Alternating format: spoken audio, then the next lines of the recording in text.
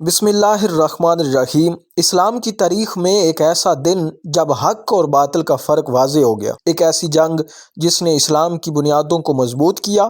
یہ ہے غزوہ بدر کا واقعہ جو 17 رمضان المبارک 2 ہجری کو پیش آیا۔ مکہ مکرمہ کے مشرکین نے مسلمانوں پر بے پناہ ظلم کیے، انہیں مکہ چھوڑنے پر مجبور کر دیا، پھر بھی چین سے نہ بیٹھے۔ جب قریش کا ایک قافلہ شام سے مکہ واپس لوٹ رہا تھا تو نبی کریم صلی اللہ علیہ وسلم نے اس پر قبضہ کرنے کا ارادہ کیا تاکہ کفار کی معاشی طاقت کو کمزور کیا جا سکے، لیکن قریش نے مسلمانوں کے خلاف جنگ کا اعلان کر دیا اور 1000 کا لشکر لے کر بدر کی طرف نکل پڑے۔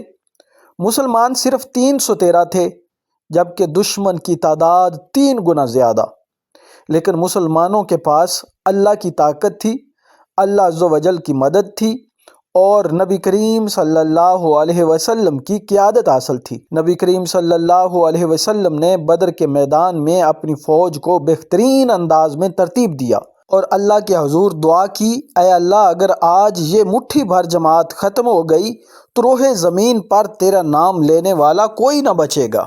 اللہ نے مسلمانوں کی مدد کے لیے فرشتے نازل کیے اور جنگ شروع ہو گئی۔ جنگ کی ابتدا کفار کے 3 بڑے سرداروں عتبہ، شیبہ اور ولید سے ہوئی۔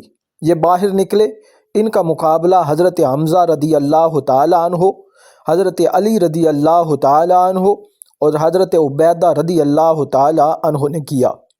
حضرت حمزہ رضی اللہ تعالیٰ عنہ اور حضرت علی رضی اللہ تعالیٰ عنہ نے اپنے مخالفین کو فوراً جہنم واصل کیا، جبکہ حضرت عبیدہ رضی اللہ تعالیٰ عنہ زخمی ہو گئے۔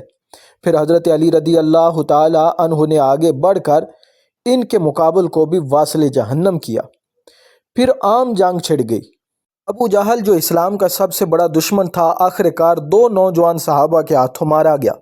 اس کے مرنے کے بعد کفار کی فوج بکھر گئی اور میدان جنگ مسلمانوں کے قبضے میں آ گیا۔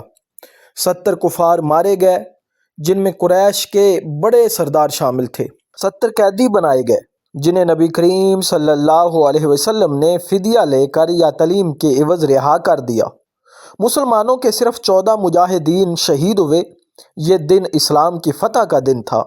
قرآن میں اللہ نے اسے یوم الفرقان یعنی حق و باطل میں فرق کرنے والا دن قرار دیا۔ غزوہ بدر ہمیں سکھاتا ہے کہ اگر ایمان مضبوط ہو اور اللہ کی نصرت ساتھ ہو تو کوئی دشمن تمہیں شکست نہیں دے سکتا۔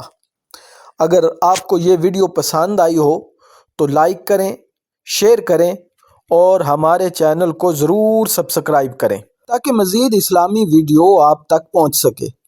پیارے ناظرین، مجھے دیجیے اجازت، اپنا رکھیے بہت سارا خیال۔ ملتے ہیں اگلی ویڈیو میں۔ السلام علیکم ورحمۃ اللہ۔